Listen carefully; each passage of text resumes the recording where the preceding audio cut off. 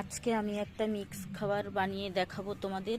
যে মিক্স খাবারটা আমি প্রত্যেকটা গাছে ব্যবহার করি, বিশেষ করে গাছে যখন ফুল ফল আসে তখন তো এই ভারী খাবারটা দিতেই হবে।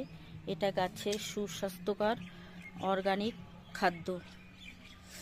তো ভার্মি কম্পোস্ট নিয়েছি 15 kilo,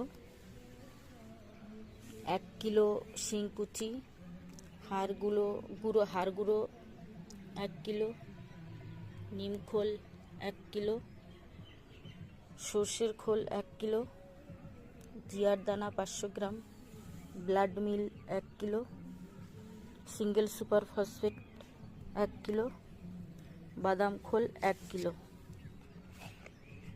trichoderma viride 100 gram, boron 100 গ্রাম,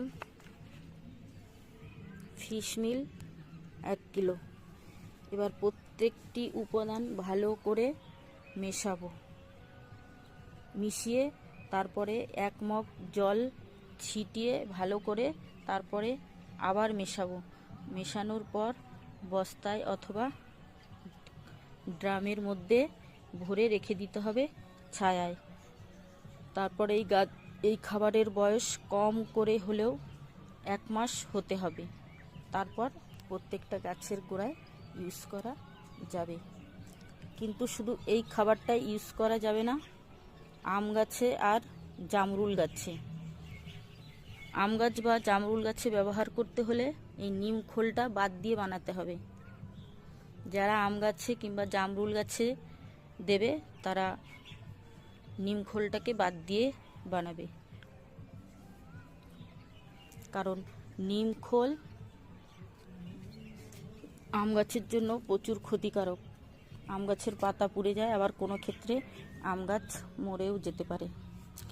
তো এবার আমি ভালো করে মেশাবো। মেশানোর পর আবার তোমাদেরকে দেখাচ্ছি। রেডি হয়ে গেল মিক্স খাবার। আমার এক হাতে মোবাইল, তাই এক হাত দিয়ে ভালো করে মাখানোটা দেখাতে পারবো না, তো তাই ক্যামেরা বন্ধ করে নিয়েছিলাম।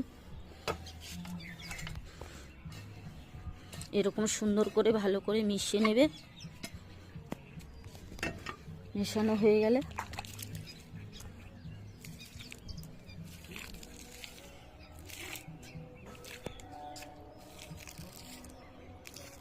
জল দিয়ে দেবে।